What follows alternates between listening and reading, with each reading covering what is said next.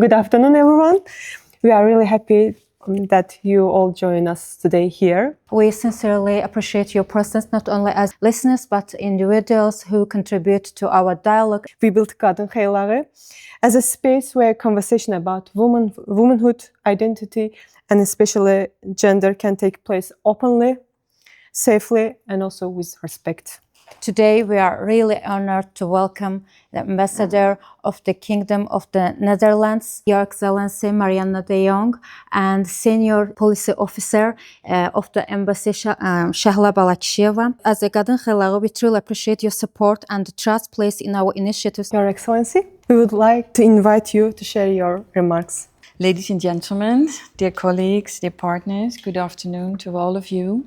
It's a pleasure and an honor for me to join you here today for the launch of this important initiative during the 16 days of activism against gender-based violence.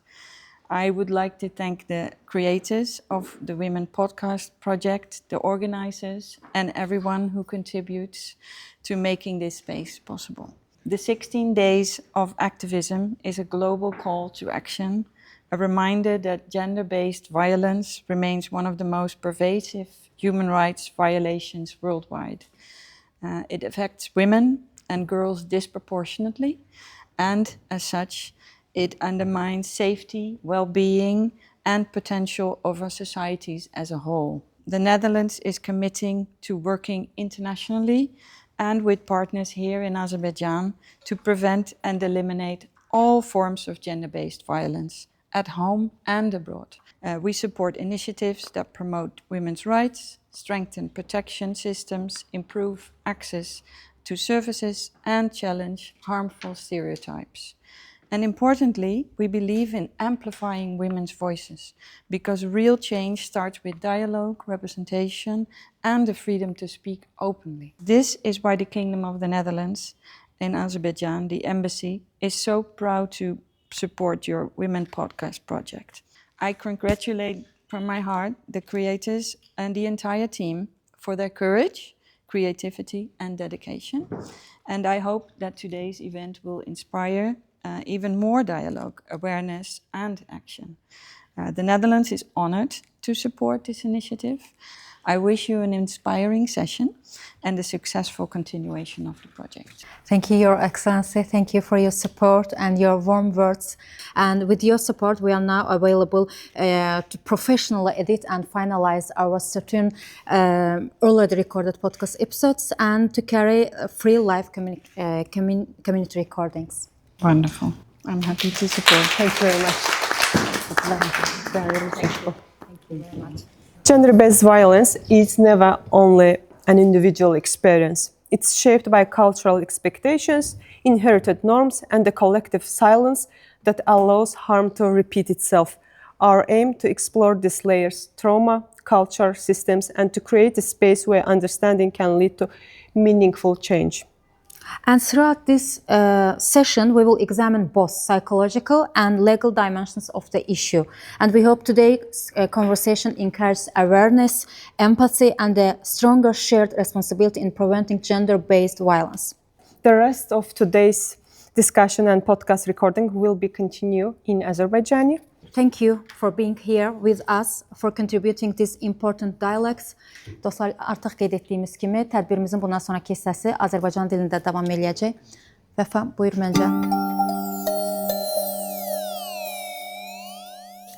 Gender əsaslı zorakılıq heç bir halda hər hansı bir individualın məsələsi deyil və məhz buna görə də biz bugün iki qonaqla davam edəcəyik. Cəmilə Rəhimli psixoloq və Zibədə Sadıqova hüquqşünas. Çünki istəyirik ki, məsələnin hər iki qatını anlaya bilək və həmçinin də auditoriyamızda burada iştirak edən, bizə qoşulan icma da bu barədə bizimlə söhbətə qoşulsun. Cəmilə xanım, sualı sizdən başlayacağım. Biz bilmək istəyirik ki, məhz gender əsaslı zorakılığa məruz qalan şəxslərdə ən çox rast gəlinən psixoloji travma formaları hansılardır və əsas məsələ həmin o yaşanan travmanın insanın gündəlik həyatına təsiri özünü necə göstərir və yaxud da ümumiyyətlə zorakılığa məruz qalan fərd özü bunu anlayırmı, yoxsa bu sadəcə məhz mütəxəssislər tərəfindən anlaşılır? İlk öncə istəyirsə biraz travma anlayışını ayırd eləyək. Bu travmatik olub-olmayacağı əslində zorakılığın növündən də asılıdır. Yəni təbii ki, stress yaradacaq hadisədir zorakılığın hər növünə məruz qalmaq, amma xüsusilə elə növləri var ki, zorakılığın, məsələn, gender əsaslı zorakılıq psixoloji ola bilər, fiziki ola bilər, iqtisadi və ya cinsi ola bilər. Travma dediyimiz şey daha çox belə deyək də o tibbi tərifindən baxsaq, insanın ölümlə üz-üzə gəldiyi hallar, başqa birinin buna şahid olduğu hallar və yaxud cinsi istismar yaşadığı hallardır. Yəni məsələn, cinsi zorakılığa məruz qalan şəxslərdə böyük ölçüdə bu travmatik bir təsir buraxır. Uzunmüddətli belə stressli yaşantıya məruz qalmaq sözsüz ki, insanın mental sağlamlığına zərər verir. İndi çox detallara girmək istəmirəm, uzun tutmayım. Zorakılığa məruz qalmaq bütövlükdə baxsaq hər növündən birlikdə ilk növbədə insanın alçaldılmağı deməkdir. Alçaldılmaq da sözsüz ki, o özünə olan dəyəri zədələyən bir davranış olduğu üçün bu alçaldılma ilə birlikdə tədricən o özgüvən zədələnməsi yaşanacaq, öz reallığından şübhəyə düşməyə başlayacaq, şəxs verdiyi qərarlardan əmin ola bilməyəcək və nəticəsində də müəyyən psixoloji pozuntulara gətirib çıxara bilər. Yəni uzunmüddətli dəyərsizlik, özünə inamsızlıq, depressiya yarada bilər, qınanılmaq, tənqid edilmək və yaxud da uzun müddət zorakılıq görmək təhlükə hissini artırdığı üçün təhlükə gözləntisi artacaq şəxsin və təşviş pozuntularına səbəb ola bilər. Və xüsusilə o travmaya səbəb olan hadisələrdən danışırıqsa, məsələn, cinsi istismara məruz qalırsa, yaxud həyatını təhlükəyə atacaq qədər fiziki istismar yaşayırsa, bu halda artıq fərqli travmatik pozuntular dediyimiz travma sonrası stress pozuntusu yarana bilər və yaxud hadisə olduğu vaxtdan növbəti 1 ay, 3 ay ərzində davam edən o stressə uyğunlaşma ilə bağlı adaptiv pozuntular yarana biləcək. Bunlara da səthi baxsaq, əlamətləri nələrdir?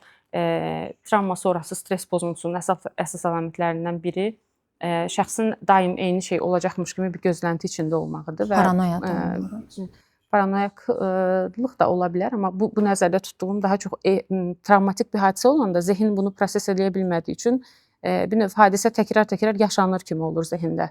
Yəni məsələn cinsi istismar ola bilər bu və yaxud öldürülməklə üz-üzə qalma halı ola bilər. Flashbacklər dediyimiz təkrar zehinə gələn o hadisə ilə bağlı görüntülər gələ bilər insanın zehninə. Bu da ona görə olur ki, əslində travmatik təcrübələrdə zehnimiz normal vaxtda işlədiyi kimi işləmir. Yəni hadisə zehində bitməmiş olaraq qalır bir növ. Yəni biz pis bir hadisəni yaşayırıq, o hadisə bitirsə, bu bizim üçün travmatik olmaya bilər. Pis hadisədə yaşadım, içindən çıxdım, hətta güclü tərəflərimizi görə bilərik. Amma zehin əgər proses edə bilmirsə, bitməmiş kimi qalır və dolayısıyla zehin daim bir savaş-qaçış mübarizəsi içində qalır. Bu da uzunmüddətli stress hormonlarının yəni daimi istehsalı deməkdir, bədənin çox gərgin qalmağı deməkdir. Və travma sonrası stress pozuntusunda bu flashbacklər də əslində belə bir qaynaqdan gəlir, tez-tez insanın zehninə gəlir. Hadisə bitməmiş kimi qəbul edilir deyə çox asan tətiklənə bilir insan.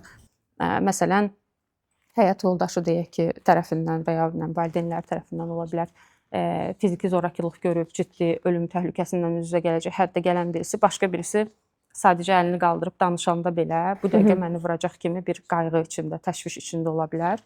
Və asanlıqla belə günlük həyatda tətiklənmələr ola bilər. Yadına düşən o flashbacklərlə birlikdə zehin yenə də tam işləyə bilmədiyi üçün güclü bir kədər hissi gələ bilər, çökünlük gələ bilər.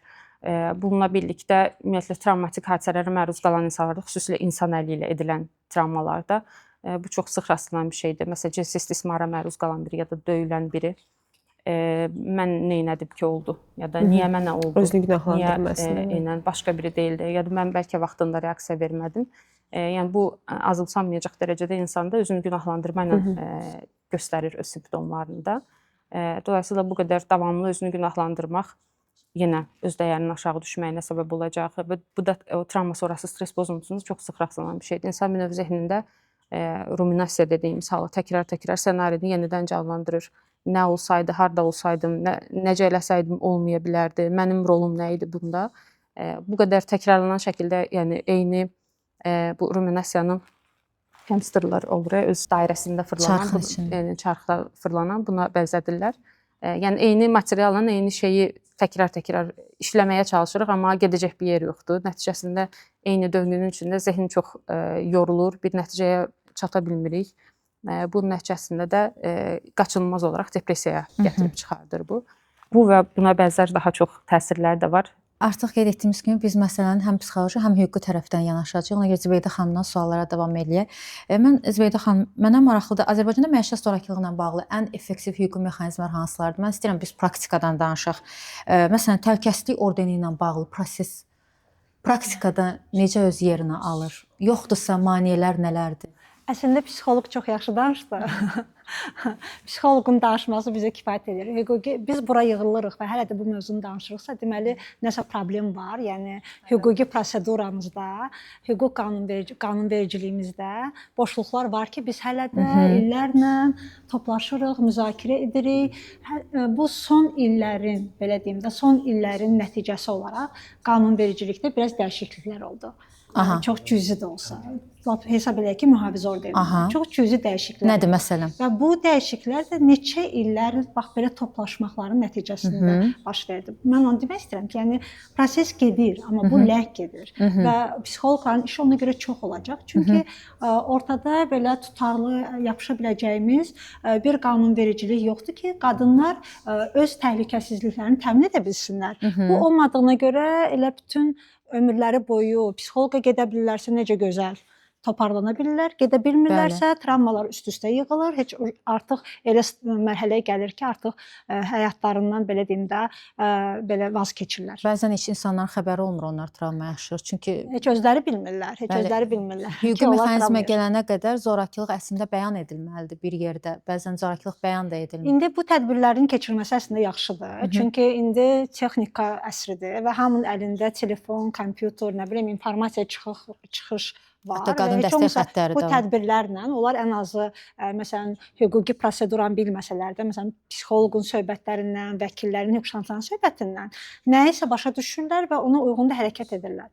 Əslində anlayırlar ki, içində olduqları durum normal deyil. Normal deyil, bəli. İndi gələk bizim yaralı yerimizə sizin sual verdiyiniz mühafizə orderi məsələsinə. Mühafizə orderi ilə bağlı Vəfa da burdadır. Biz çox bu məsələləri müzakirə etmişik. Mühafizə orderi ilə bağlı bizim çox böyük gözləntilərimiz var əslində. Nədir onlar? Gözləntilərimiz odur ki, o mexanizm işləsin. Bu çox yaxşı əslində mexanizmdir və dərhal effekt verən mexanizmdir. Amma bizim ölkədə bizim mövcud qanunvericiliklə bağlı böyük problemlərimiz var. Hələ hindi biz icra hakimiyyətlərinə başa sala bilmişik ki, ümumiyyətlə order, mühafizə orderi nədir? Mən əvvəllər zəng edib... Bu da istəyirdim, üzr istəyirəm, elə bir giriş verək. Nədir mühafizə orderi? Mühafizə orderi budur ki, mən belə loru dildə deyim ki, mühafizə orderi nədir? İlkin mərhələdə bu qadın özünü müdafiə etmək istəyirsə, çünki buna əksər vaxtı qadınlar müraciət edir. İndi biz zorakılıqla bağlı toplaşmışıq. Ona görə kişilərlə bağlı çox danışmaq istəmirəm. Çünki müraciət edənlərin də %99% ilə qadınlar olur. Obyektiv qadınlar. Onların yaxın qohumları tərəfindən onlara olacaq məişət zorakılığı çərçivələri içərisində, məsələn, iqtisadi, fiziki və yaxud da cinsi, fiziki, bunu biraz daha böyük formada dedim, amma psixoloji və iqtisadi zorakılıqdan heç olmasa, iqtisadi zorakılıqla bağlı düzdür, hələ belə praktika yoxdur, amma ən azı psixoloji... Tanımırıq onu. Bilmirik. Bəli, içində yaşayırıq və bilmirik ki, iqtisadi zorakılığa məruz. Birinə danışıram. Belə başa salım ki, iqtisadi zorakılıq nədir? Qadın işləyir və onun pul kartı kişinin cibindədirsə, bu artıq iqtisadi zorakılığın içərisində olmaq deməkdir. Amma mühafizə orderinə ən çox biz nə zaman müraciət edirik? Qadın davamlı psixoloji zorakılığa məruz qalırsa və onu məcbur olaraq biz icra hakimiyyətinə, bu özü də böyük sual altındadır. Mən mühafizə orderindən başlasam, biz gərək axşamacan burada qalaq. Psixoloji zorakılığın müvəqqəti qarşısını almaq üçün bir kağızdır. Bizə bir səhifəlik belə deyim də qərar verirlər və bu da bizim icra hakimiyyətlərinin əlindədir. Biz müraciət edirik. Əvvəl biz ümumiyyətlə icra hakimiyyətlərini başa sala bilmirdik mühafizə orderinə də. Sonradan beynəlxalq təşkilatların dəstəyi ilə Ailə, Qadın, Uşaq Problemləri üzrə Dövlət Komitəsinin birgə işi nəticəsində doğrudan da bu çox yaxşı iş oldu. Düzdür, uzun müddətli iş oldu, amma çox effekt verdi. Onlar icra hakimiyyəti nümayəndələrinə davamlı olaraq bu barədə məlumat verdilər, təlimlər keçirdilər və özləri də şəxsən nəzarət etdiklərindən sonra artıq mühafizə orderinin sayı da artmağa başladı və bu dərk edildi ki, mühafizə orderi nədir? Əvvəllər məsəl üçün mən mühafizə orderi üçün müraciət edirdim. Bir neçə həftədən sonra yadlarına düşürdü ki, hə, belə bir müraciət var və biz baxaq görək bunlar nə istəyirlər. Amma indi artıq çox belə deyim də mən məsələn öz adıma deyim vəkil kimi mən məsələn bir il ərzində bir 20-yə yaxın mühafizə orderi ala bilmişəm və rahatlıqla ala bilirəm bunu. Müraciət edirəm, komitə nəzarət edir və mən mühafizə orderi ala bilirəm. Düzdür, bunun icrası nə dərəcədə sual vermək effektivdir, istəyirdim onu ki, mən deyə hüquqi bilmirəm. sanksiya nədir onun arxasındakı? Bu belə bir şeydir ki, Çünki bilirsiniz, sizin dediyinizdən belə başa düşdüm ki, bürokratik məsələlər az da olsa həll olunub. Bəli. Tutaq ki, biz aldıq mühafizə orderini. Heç bir anlayışı olmur. Bizim indi podkastımız lentə alınır və yayımlanacaq. Heç bir mühafizə orderindən anlayışı olmayan auditoriya üçün istəyirəm izah eləyəsiniz. Tutaq ki, bürokratik məsələlər həll olundu. Hətta qadın da ona qarşı olan məişət zorakılığına cəsarət elədi, bəyan elədi. Siz də onun üçün order İdeal aldınız. bir mühit. Nədir bu orderin arxasındakı hüquqi sanksiya? bu odur ki, qurbanın Aha. bu onu belə deyim də abuse eləyən adam o kişini çağırırlar birinci icra hakimidir. Bu müvəqqətidir. 1 aylıq bir Aha. mühafizə orderidir. Çağırırlar və deyirlər ki, bax, sənə icazə yoxdur qadına yaxın düşməyə, telefondan zəng eləməyə, məsələn, evinə yaxın getməyə. Əgər sən bu qaydaları pozsan, səni İnzibati Xətalar Məcəlləsi ilə filan məsuliyyət gözləyir. Xəbərdar edirlər və kişi 1 ay bundan xəbərdar olur. Yəni bu artıq belə deyim də bizim belə başa düşəcəyimiz məhkəmə qərarı kimi bir sənəddir. Sadəcə çox 1 aylıq müddət nəzərdə tutur və bu əslində normalda effekt də göstərir. Yəni bizim əlimizdə sənəd olur ki, biz məsələn qadın psixoloji təzyiq altında saxlayan insandan bir müddət uzaqlaşa bilsin və sonra da effekt göstərir. Əlbəttə bu əslində normalda çox effektiv tədbirdir və kişi ilə də profilaktik söhbətlər aparılır.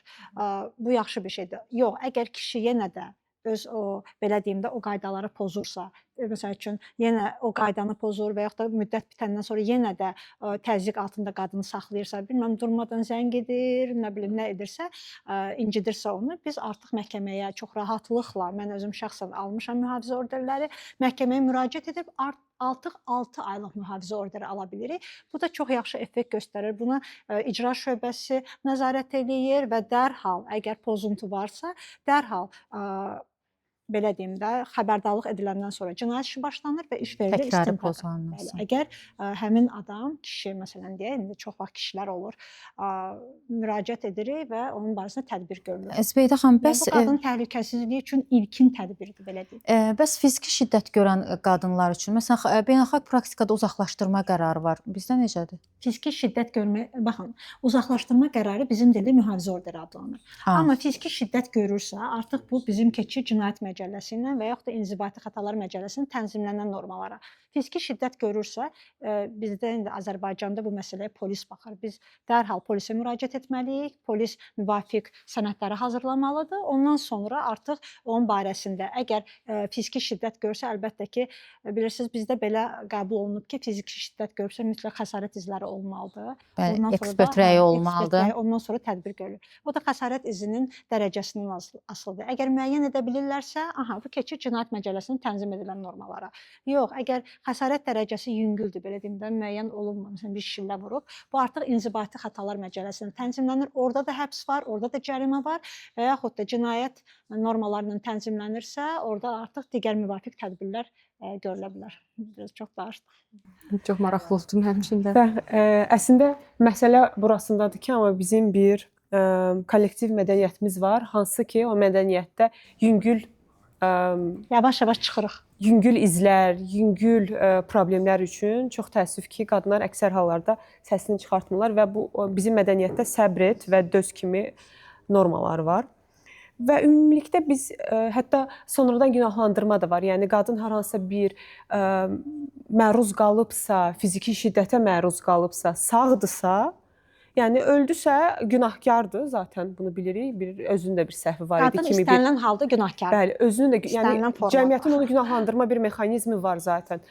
Amma mənim üçün indi əsas məsələ, müzakirə etmək istədiyim əsas məsələ budur ki, biz zorakılığa məruz qalıb da səsini çıxaran qadınlara həm də cəmiyyətdən bir baskı olur ki, səbr et, döz və bu cür kimi yanaşma necə təsir edir? Yəni artıq bir qadın travmatik akt yaşayıb, travma yaşayıb, artıq qərar da verib ki, ona kömək lazımdır, müraciət edib, kömək edib, artıq o situasiyadan çıxma mərhələsindədir. Lakin bizim cəmiyyətimizin normativləri onu günahlandırır, onun özünü günahlandırmasına səbəb olur.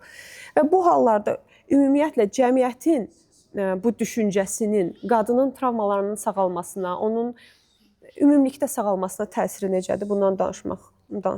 Sağalmadan əlavə məncə yaranmasında da təsiri çox böyükdür. Çünki onsuz da o travmanın mexanizmindən, zorakılığa məruz qalmanın mexanizmindən dolayı bayaq danışdığımız kimi özünü günahlandırma meylləri çox artır. Və bu o deməkdir ki, mənim reallığımı başqa birisi inkar eləyir. Yəni validasiya olunmuram. Yəni mən görürəm bir şeyi, deyirəm ki, bu ağdır, başqa biri gəlir deyir ki, yox bu qaradır. Bu belə sən gördüyün kimi deyil. Yəni ilk növbədə insanın ağlıyla oynamaq deməkdir. Və əgər insanın reallığıyla birisi oynayırsa, reallıq sənin gördüyün kimi deyil deyirsə, sözsüz ki, verdiyi heç bir qərara da güvənə bilməyəcək, öz dəyər də aşağı olacaq. Dolayısıyla digər psixopatologiyaların yaranmağına da çox açıq zəmin hazırlanmış olacaq. O yüzden sağalma prosesində də bunun çox-çox vacib rolu var ki, ətrafdakı mühitdən bir sosial dəstək resursu olsun, dəstək ala bilsin insan. Yəni birinin çıxıb deməyi lazımdır ki, bu doğru deyil. Yəni ən bəsit görünən şeydir, amma sadəcə birinin bunu deməyi belə ki, sənə düz edilmir, sənə yaxşı gəlmir bu edilən şey. Bu cümlə belə aydınlanmağına kömək edə bilər insanın. Çünki onsuz da zorakılıq insanın obyektiv dəyərləndirməsinə zərər verir. Bu səbəbdən yəni ilk edilməsi gerəkən şey o sosial dəstək sistemini yaradanda da bəlkə heç nə gəlməyə bilər ətrafdakı insanlar. Yəni bəlkə nə bilim hüquqşünasa yönləndirə bilməyə bilər, onu evdən təmin edə bilməyə bilər, amma ən azından yaşadığın şey realdır. Yəni belə bir şey olduğunda pis hiss eləməyin, belə bir şey olduğunda buna etiraz eləmək istəməyin normaldır. Çünki insansan və təhlükəsizlikdə olmaq sənin ən birinci, ən təməl haqqındır. Əslində heç kimin heç nə deməməsi həm də yeni bir bariyerlərin formalaşmasına səbəb olur, insanların kömək istəmək məsələsini çətinləşdirir. Yəni biz çox əksər hallarda görürük ki, onlar duysalar, bilsələr də, yəni nəsə yolunda getmir, insan fərqindədir ki, onun həyatında nəsə yolunda getmir.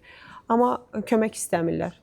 Əsas problem düşünürəm ki, budur ki, onlar kömək istəyə bilmirlər və bu kömək istəməməyin səbəbi şəxsi səbəblərdir, yoxsa daha çox ətrafındakı insanlardır?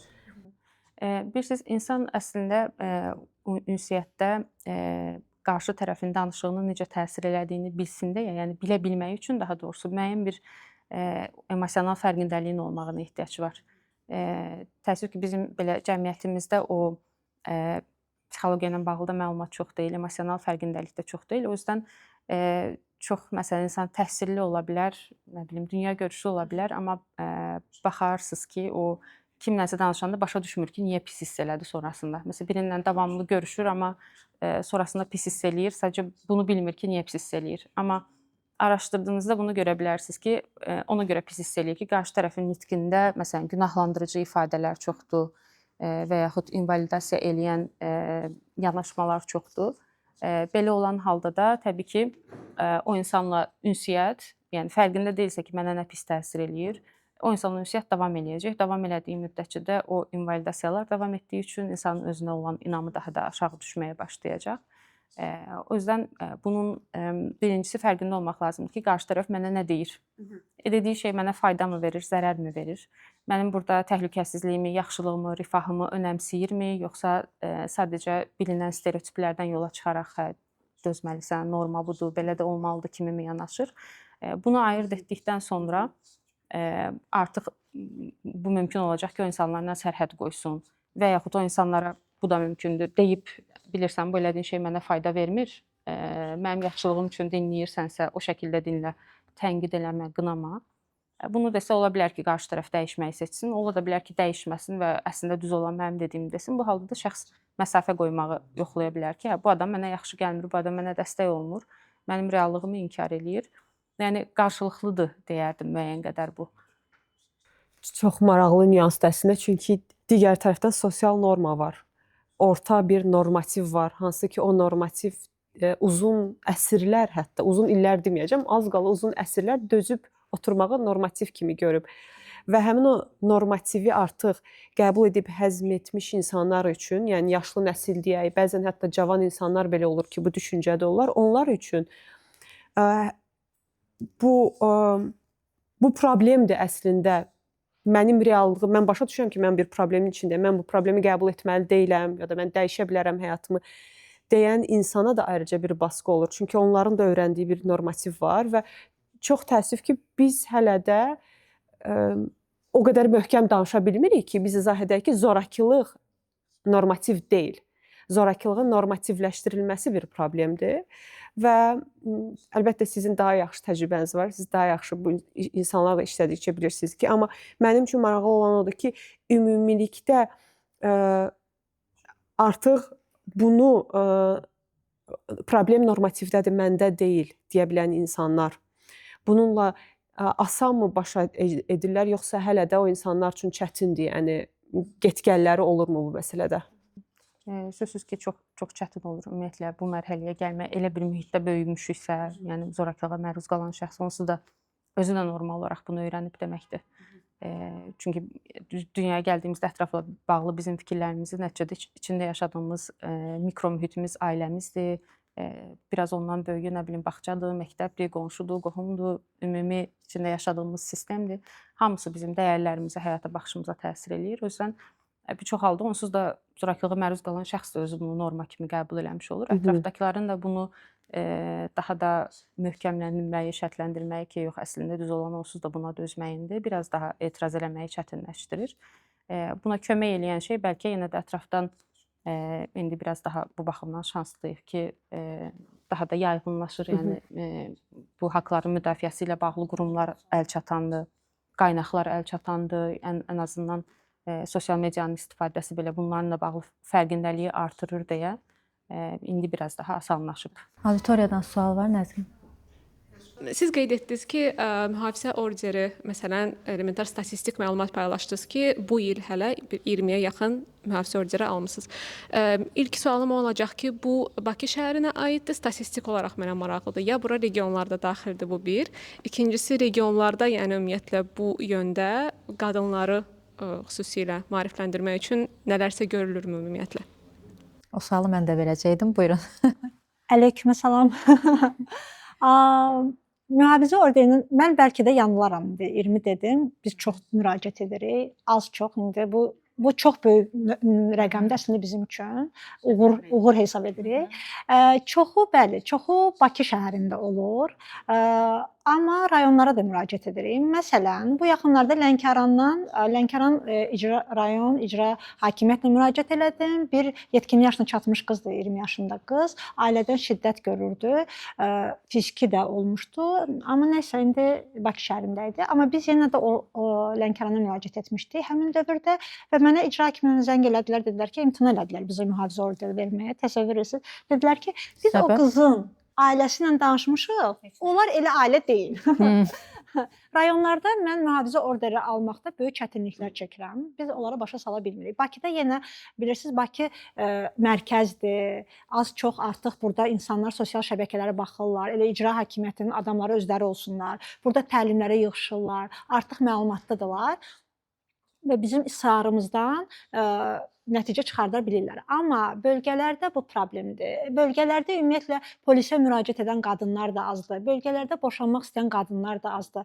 Bölgələrdə qadınlar ömürlərinin axırına qədər həmin o şiddətin qurbanı olurlar və onların uşaqları da, övladları da o şiddətlə böyüdüklərinə görə onlar da şiddətə meyilli olurlar və onların qurduqları ailələrin də belə deyim, əziyyətini biz çəkirik. Gəlirlər vəkilə, məlum olur ki, kişi adamı döyüb, nə bilim, məsəl üçün məndə indi bir iş var idi, onu da deyəcəm sizə, hamilə arvadını döyüb, 15 illik arvadıdır, məhkəmə prosesimizdir və adamın vəkili deyir ki, bir şilləklə boşanmazlar. Yəni bunu vəkil deyir. Yəni biz hələ müzakirələr etmək yaxşıdır, amma o təfəkkür var. Bax, o qadınlar ki, biraz özlərini təhlükəsiz eləsinlər, həkimə, psixoloqa, bilmirəm, vəkilə müraciət etsinlər. Hələ çox yavaş-yavaş gedirik. Bizim müzakirə etdiyimiz o praktikalar ki, dediyimiz çox az faizdir. Çox az, ancaq görünən. O da vəkillərin, psixoloqların hesabına görünən faizdir. Əslində bölgələrdə vəziyyət çox pisdir. Təkcə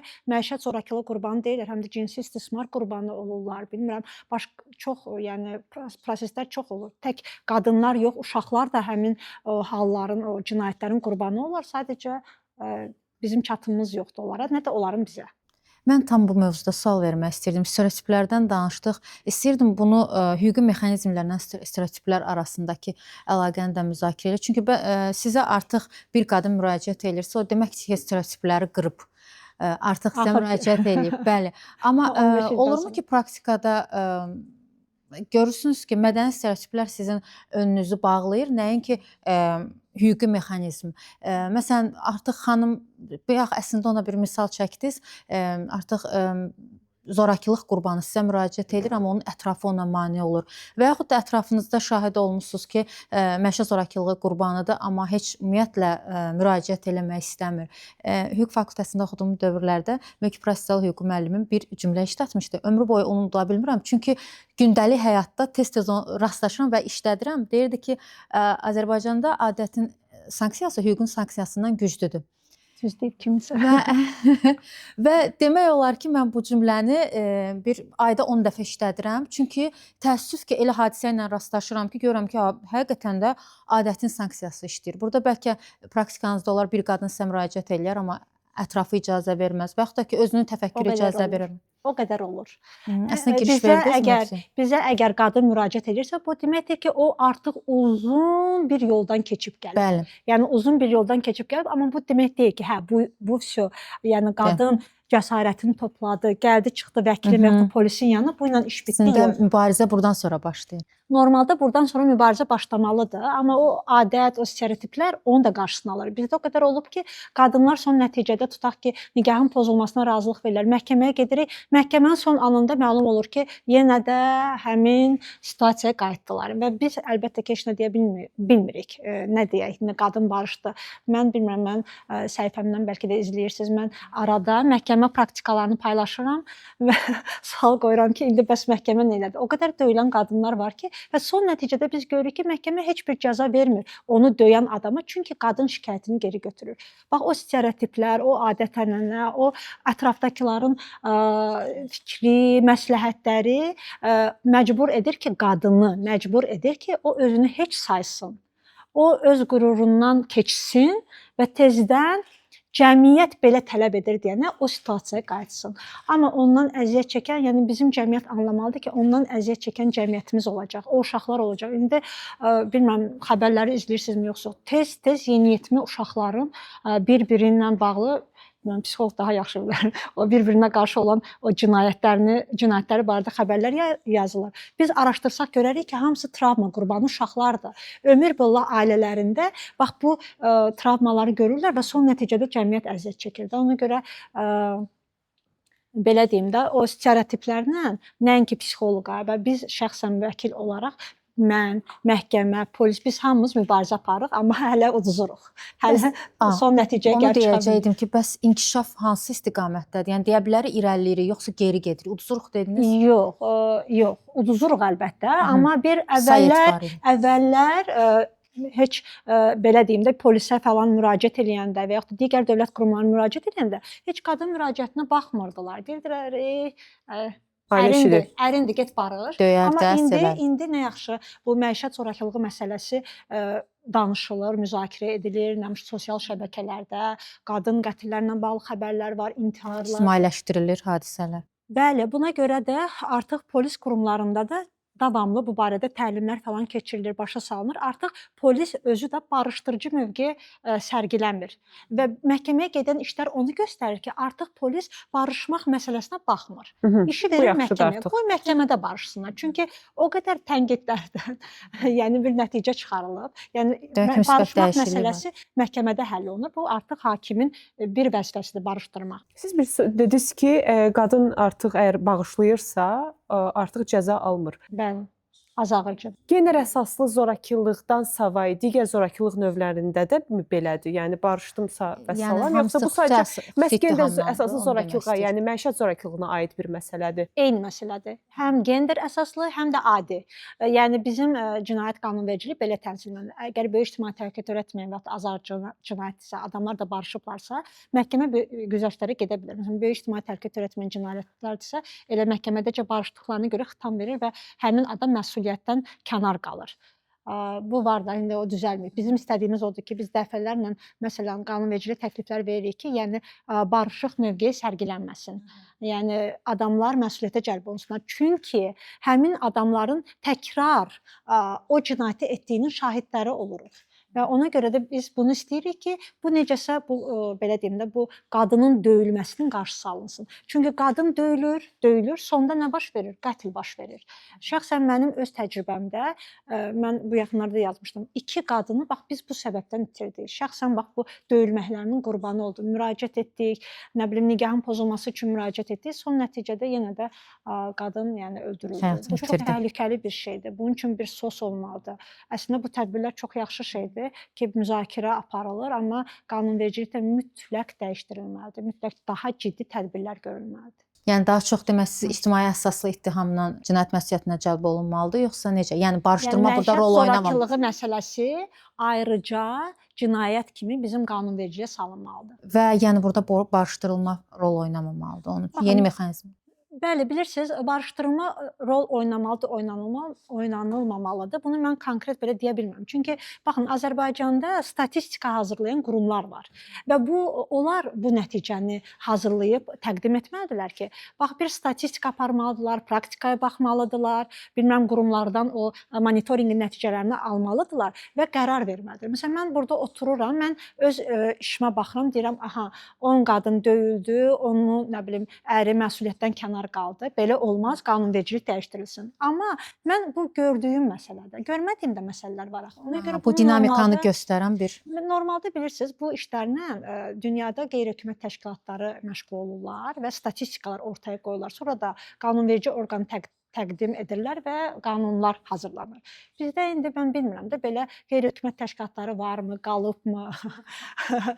Burada vəziyyət necədir? Amma bilirəm ki, belə statistika hazırlayan bir dövlət qurumu var və mən çox şad olaram yəqin. Yəni o rəsmi formada bu dinamikanı göstərməlidir, qanunverici dəyişir. Sorğular hazırlasınlar, bir ortaya bir statistika qoysunlar. Bəlkə biz səhv deyirik, bəlkə biz səhvik. Onlar qoysunlar ki, yox.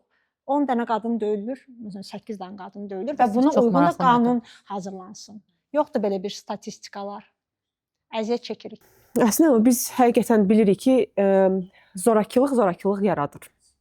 Dediyiniz uşaq artıq azyaşlıların zorakılığa meylli olması, bu bir faktdır ki, cəmiyyətdə zorakılığın hansısa halı normallaşdırılırsa ki, bizim nümunəmizdə gender əsaslı zorakılıq, məişət zorakılığı əksər hallarda normallaşdırılır və bunu normal qəbul etməyən qadın günahlandırılır, hətta yekunda gəlir özü tərəfindən günahlandırılır. Və gətirib ona çıxardıb ki, bugün həqiqətən də biz görürük ki, zorakılıq normallaşdırılır. Uşaqlar da zorakılığa daha meyllidirlər və bu bizdə kollektiv bir travmalar yaradır. Yəni bu zəncir kimi bir-birinə təsir edir və insanlar küçədə görürük, nəqliyyatda görürük. Həqiqətən mən harda baxsam görürəm ki, biz artıq bir aqressiya dərəcəsi bizim cəmiyyətdə bir-birinə qarşı bir-birini incitmək istəyi, bir-birinə qarşı bir hansısa bir necəsə zorakılıq etmək istəyi çox güclənib. Və bu da faktor ki, bir zorakılıq normallaşdırılırsa, digər zorakılığın digər halları da artır. Yəni bu sadəcə gender əsaslı zorakılığı, ailə içi zorakılığı artırmır. Bu cəmiyyətdə bir travma yaradır. Və mən istərdim ki, biz sizinlə məhz bu məsələnin cəmiyyətə təsirindən danışaq. Fərdlərə psixoloji təsirindən daha savayı həm də ümumi necə təsir edir? Ümumi olaraq biz nə kimi zərərlər görürük? Təbii ilk olaraq onsuz da o zorakılığın yaşandığı mühitədir, ailəyədir bunun təsiri. Yəni ilk növbədə orada başlayır. Zorakılıq edilən yerdə cütlüklərin yəni o cütlüyün hər iki fərdi nəticədə hər iki fərd zərər görür. Yəni təbii ki, ekstrem halları nəzərdə tutmuram. Yəni burada biraz ayırd etməkdə fayda var. Ümumiyyətlə ailə içi yaşanan zorakılığı.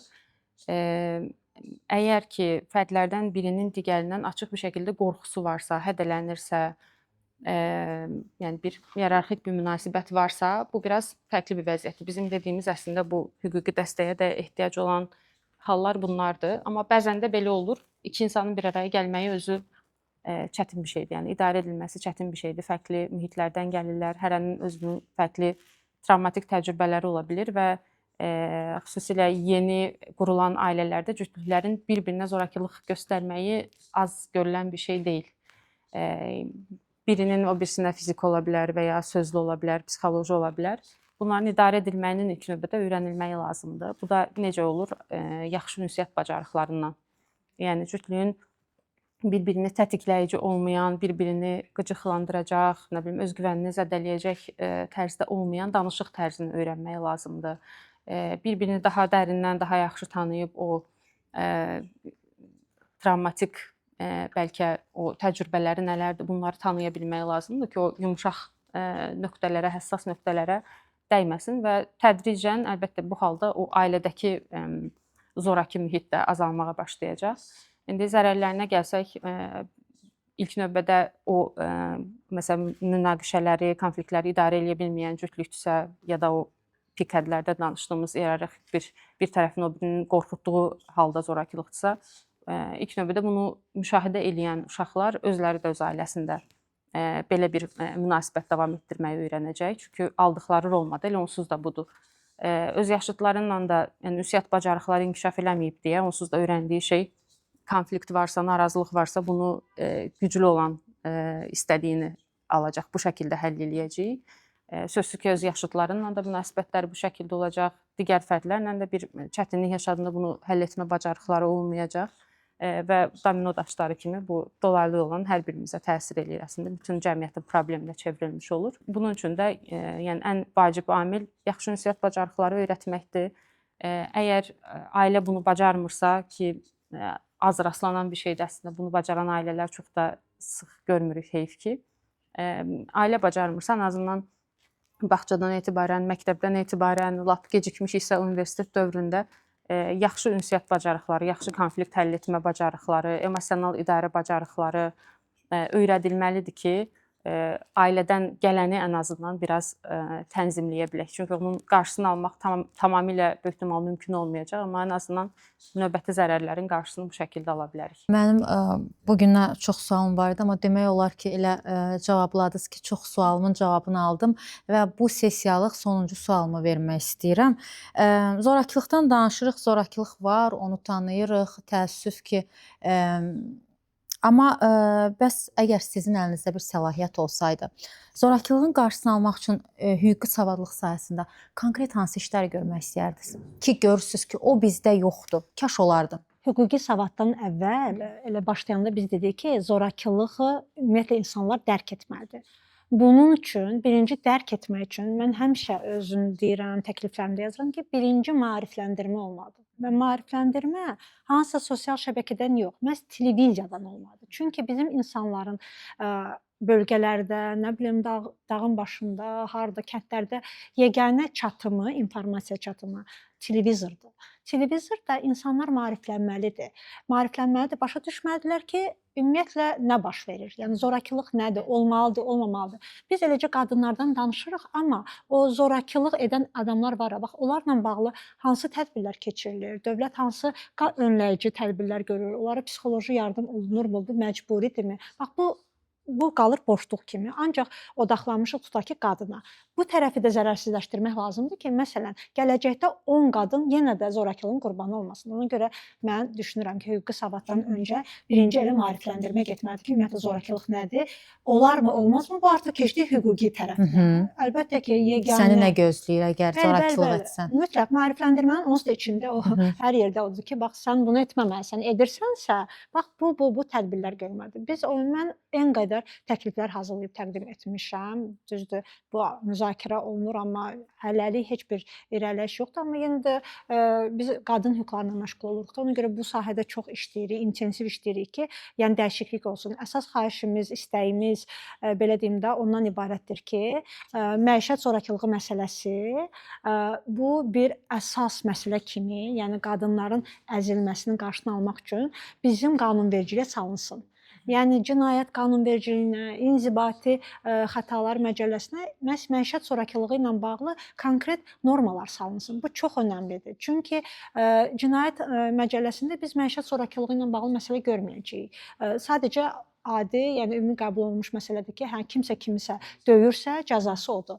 Amma araşdırılmalıdır ki, axı bu xüsusi haldır. Bu məişət zorakılığı halıdır və bu daha indiki vəziyyətdə daha sərt cəzalanmalıdır.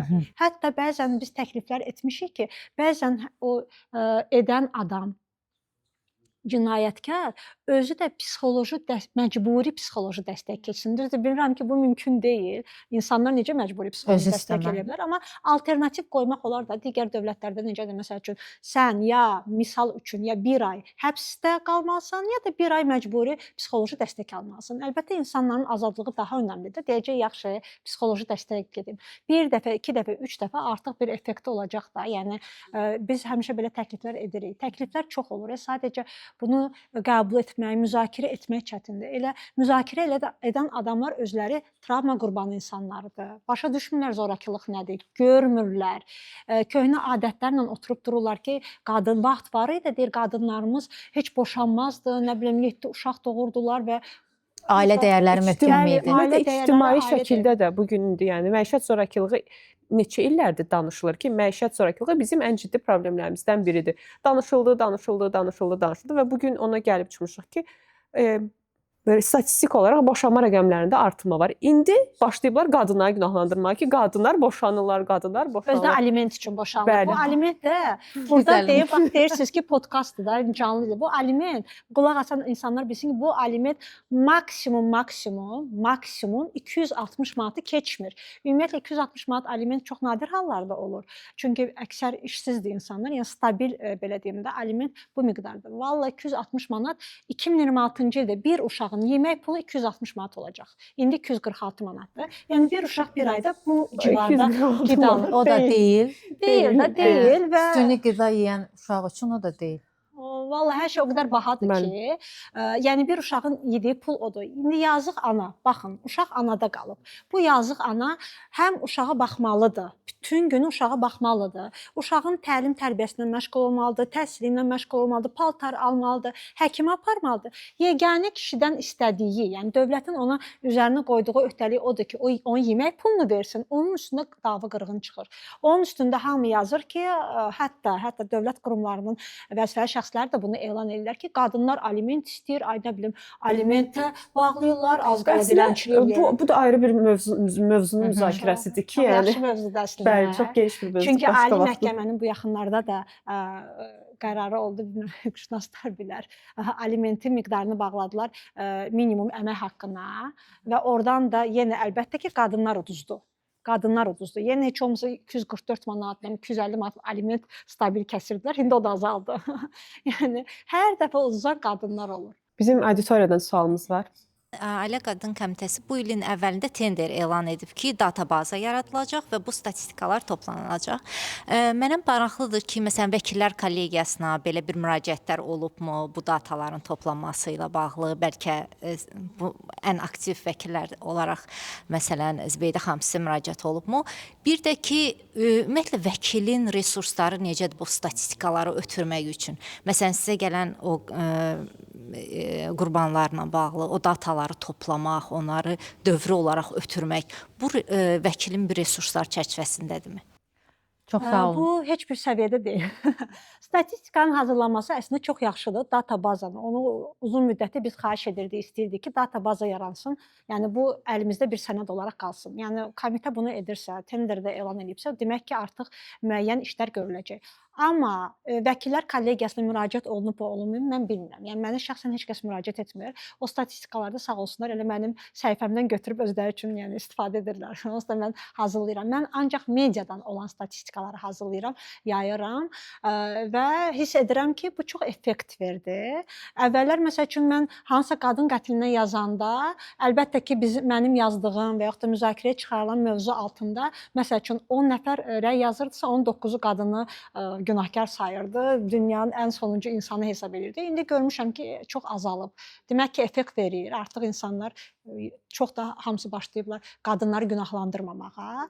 Artıq başqa səbəblər də axtara bilirlər. Birincisi o data yoxdur.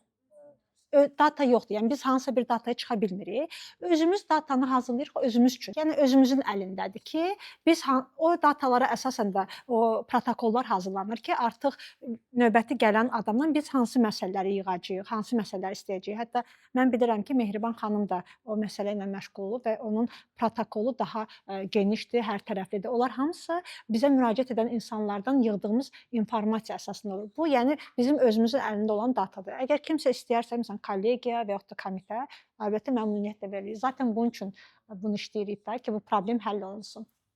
Çox sağ olun. Mən bir əlavə eləmək istəyirdim. Aha. Mənə elə gəlir ki, belə danışanda biraz boşanmayan qadınları, zorakılığa dözən qadınları belə ittiham edilmiş kimi gəldi mənim öz qulağıma da.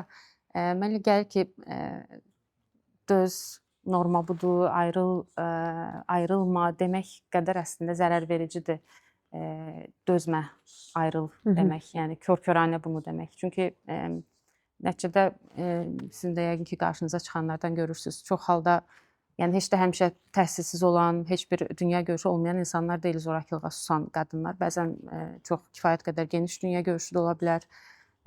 İnsan davranış elədi ki, biraz əslində bizim zehnimiz bizə ziyan olduğunu, bildiyi, fərqində olduğu şeyi elətdirmir. Yəni zərər verici davranışları belə eləyəndə onun arxasında necəsə bir fərqində olmadığımız fayda olur.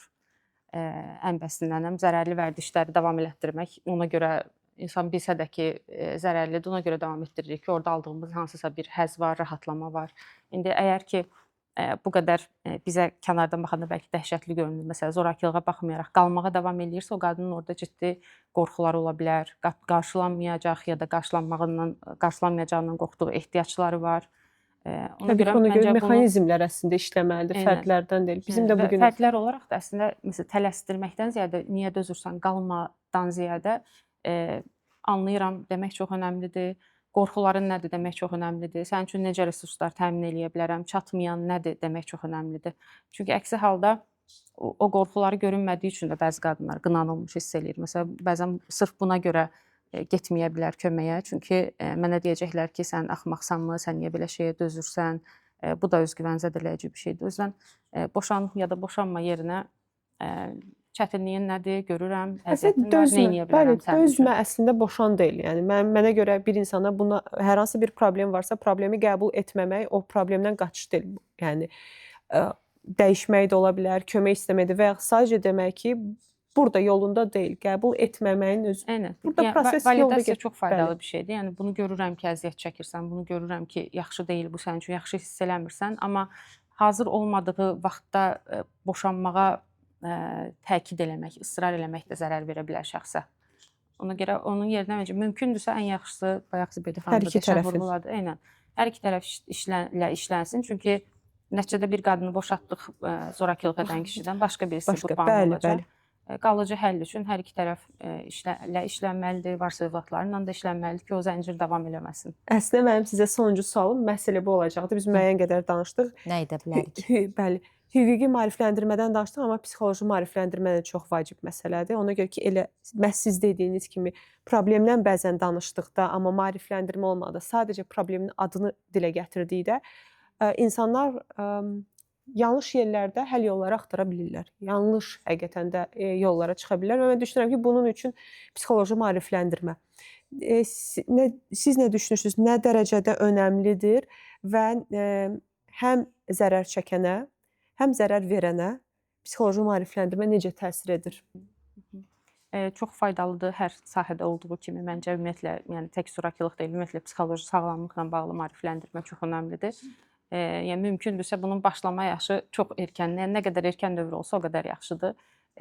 Ortalama 5 yaşdan sonra uşaqlar artıq empatiya qurmağı öyrənə bilərlər, öyrədilə bilər bu. Bağçada öyrədilə bilər, məktəbdə öyrədilə bilər. Empatiya qurduqca da nəyi öyrənər? Hisslər nədir, insanlara necə təsir eləyir, hansı davranışım nə mənaya gəlir, sərhədlər nədir, xüsusilə yeniyetməliyə gələndə artıq hardakı münasibət qurmağa başlama ərəfəsidir. Olmazsa olmazdır, yəni çox vacibdir başqasının sərhəddini dayanmağı, hara olduğunu bilməyi, sərhəd qoyanda dayanmağı bilməyi, cinsi mənada da, münasibətin tərzi baxımından da tədricən bunları öyrəndikcə onsuz da ehtimal aşağı düşür ki, artıq birinə hökm eləməyi, birinə üstünlük eləməyi istəsin. Yenə də hər iki cins üçün vurğulayıram bunu. Bunları öyrəndikdən sonra da artıq münasibətlərlə bağlı, yəni əgər yoxdursa ətrafda, böyüdüyü mühitdə mümkün qədər bununla bağlı maraqlı qaynaqlar var, kitablar var, workshoplar var. Sağlam münasibətlərlə bağlı maariflənmək, öyrənmək, nə olar, nə olmaz, nə doğrudur, nə doğru deyil, nə münasibəti xoşbəxt istiqamətdə aparır, nə münasibəti korlanmağa və yaxud ayrılmağa aparır. Bunların hamısını öyrənmək onsuz da artıq tədricən cütlüyün bir-birini daha yaxşı tanımağına kömək eləyir, problem həlli bacarıqlarını öyrənməyinə kömək eləyir və zorakılığa bir növ ehtiyac qalmır. Əgər ki, belə hallar varsa, məsələn, yenə psixoloji maariflənmə kömək eləyir ki, hansısa psixoloji pozuntular tanısınlar. Yəni, ola bilər ki, bu dediklərimizin hamısından kənarda hansısa sırf psixoloji problemə bağlı olsun, üzvü bir problemə bağlı olsun, nə bilim, fərddə, məsələn, şizofreniya başlanğıcı ola bilər, ona görə aqressivləşmiş ola bilər, maddə istifadəsi ola bilər, maddənin əksikliyindən bir yerdə, məsələn, narkotik vasitələrin, alkoqolun kəsilməsindən bir yerdə daha aqressiv olmuş ola bilər. Yəni, bütün bunlar tanınmalıdır ki, edilməsi gərəkən müdaxilələr edilsin. Sadəcə bunun altından xətt çəkim, əgər bu belə xüsusilə məqsədli hökmranlıq etmək hədəfindən edilmirsə, yəni o hal xaric, yəni şəxs əgər açıq bir şəkildə deyirsə ki, yox, məsələn, mən köləmdir, mən həyat yoldaşım, istədiyimi eləyərəm. Bu hallar xaric, amma deyirsə ki, mən idarə eləyə bilmirəm, mən çox əsəbləşdim. Bu hallarda mütləq ki, araşdırılsa, tapıla biləcək səbəblər var, həll edilə biləcək tərəfləri var. Ona görə bu baxımdan yəni, həm psixoloji maariflənmə, həm zorakılığı tanıma, həm ünsiyyət bacarıqlarla bağlı maariflənmə məncə böyük ölçüdə qarşısını ala bilər, önləyə bilər. Tamam. Bəs bu sizcə fərdi mərhələdə getməlidir, yoxsa daha kütləvi bir proses olmalıdır? Bu mənim üçün çox, yəni kütləvi maarifləndirmə onsuz da biz bilirik ki, çox böyük dəyişikliklərə səbəb olur. Məhz lakin psixoloji məsələlər həm də fərdi məsələlərdir. Biz fərdi problemlərin həllində kütləvi maarifləndirməni həll yolu kimi təqdim edə bilirikmi? Mütləq edə bilirik. Fərdi maariflənmə çox önəmlidir, olsa yaxşı olar, amma bu işi şansa buraxmaq deməkdir. Çünki şəxslərin marağı olmaya bilər, nə bilim, əl çatımlı olmaya bilər o informasiyalar. Ona görə mütləq ki, ilk növbədə kütləvi olmalıdır bu. Ona görə bunu vurğuladım. Məsələn, məktəb yaşından etibarən əslində uşaqlara empatiya bacarığı öyrədilə bilər. Hekayələrlə, nağıllarla, münasibətlərlə bağlı nümunələr verilib, sərhədlərlə bağlı məlumatlandırmalar verilə bilər. Yəni hər mərhələdə əslində çox böyük bir resurs var əlimizdə bizim, yəni uşaqların təhsil müəssisəsinin olduğu vaxt çox uzun bir vaxtdır. Bir mərhələdə itirdiyimizi növbətdə tələf eləmək olar, orada eləyə bilmədik, növbətdə tələf eləmək olar. Ən pis halda son mərhələdə ailə qurma ilə bağlı, ailə qurmadan öncə məsələn belə təlimlərin verilməyi mümkündür. Çünki əslində ailə qurmadan öncə digər sağlamlıqla bağlı yoxlanılır, prosedurlar var. Bunu məcburi prosedur etməli. Çox sağ olun Cəmilə xanım. Auditoriyadan sualınız var. Birincisi, sizin də bu bayaq vurğuladığınız məsələ ilə bağlıdır. Mənim üçün maraqlıdır. Mədəni norma ilə şəxsi sərhədlər arasında daxili konflikt yaşayan pasientlərdə hansı müdaxilələr daha effektiv olur? Bu sizin dediyiniz bu fərdi yanaşma ilə bağlı. İkinci sualımı da səsləndirim, yoxsa? Sizə cavablayım, bunu unutmayım deyə. Burada yəni, ilk baxmalı olduğumuz şey şəxsin özünün öz dəyərini dinləyə bilməyidir. Yəni, bunun üçün mən tövsiyə eləyərdim ediləcək müdaxiləni. Çünki biri var, o mənəvi dəyərləri mənimsəyib, amma dediyiniz sualda bunu anladım. Öz dəyərləri əslində fərqlidir. Sadəcə bunu dilə gətirməyə səbəb olan hansısa əngəllər ola bilər, qorxularıdırmı, dinlənilməyib indiyə qədər bilmirmi necə ifadə eləyəcəkdi. Ona görə bizim bizim bir psixoloq kimi eləyəcəyimiz şey ona o güvənli sərhəddi verməkdir. Öz dəyərlərini ifadə etməyi, öz səsini eşitməyi öyrənsin. Cavab oldu ümid edirəm. Daha sonra mənim sualım xroniki zorakılığa məruz qalan fərdlərdə təhlükəsizlik hissini yenidən qurulması prosesində effektiv terapevtik yanaşmalar hansılardır və ya ümumiyyətlə öz təcrübənizdə həmin o dediyiniz güvənli bağı qurmaq üçün hansı yollar, yəni bu mümkündürmü bu bağı yenidən qurmaq? Həmin insan üçün böyük ehtimal ki, bu çətin olur, ona görə soruşuram. Əlbəttə, daha əvvəllər belə düşünülürdü ki, o bağ qurma tərzləri sabitdir, amma indi bilirik ki, sabit deyil, həyat boyu dəyişən bir şeydir. Yəni insan adaptasiya ola bilən varlıqdır. Necə ki, mühitimizlə olduğumuz ölkə, şəhər dəyişir və biz ona adaptasiya ola bilirik. Bağ qurma tərzimiz də qarşıdakı insanın asılı olaraq dəyişir və sağaldıcı da ola bilər. Elə birinci sağaldıcı o ünsiyyət tərzi terapevtlə qurduğumuz ünsiyyətdir. Yəni onsuz da orada bizi dinləyən biri varsa, tənqid eləməyən biri varsa, artıq onunla qurduğumuz bir güvənli bir əlaqə tərzi var deməkdir. Bu partnyor üçün də keçərlidir. Yəni deyək ki, heç vaxt öyrənə bilməmişik, çox qaçınan, təşvişli bağlanmaq tərzimiz var, amma elə bir partnyor çıxıb qarşımıza ki, bizə kömək eləyir bunu öyrənməyə, yəni mümkündür. Sağala bilərik, öyrənə bilərik.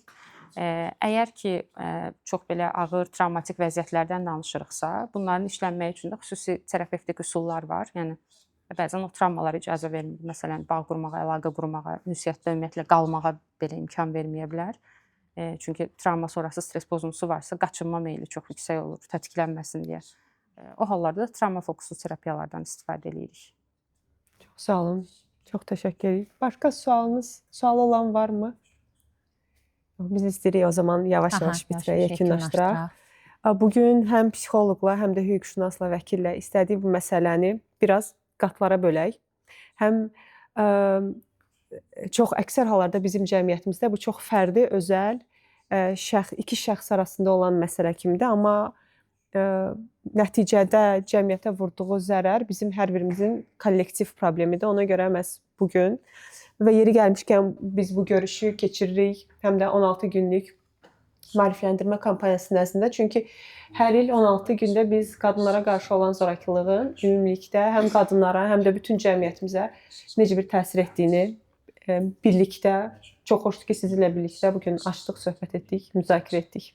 Dostlar, mən də hər birinizə təşəkkür edirəm. Gəldiyiniz, bizə qoşulduğunuz üçün, dəstək olduğunuz üçün və FAI ilə biz bu layihəyə başlayanda öz aramızda ilkin fikrimiz bu idi ki, biz istəmirik sadəcə özümüz danışaq və bizim fikirli insanlar da yığılsınlar, özümüz danışaq, özümüz eşidək. Ümidimiz odur ki, bizim müzakirələrimiz çox az da olsa müsbət dəyişikliyə töhfə verəcək və bunun üçün sizdən hər zaman dəstək alırıq. Çox sağ olun ki, gəldiniz. Your Excellency, thank you for your support, for your presence. We truly appreciate it. Qonaqlarımıza da hər kəsə təşəkkür edirik. Çox sağ olun.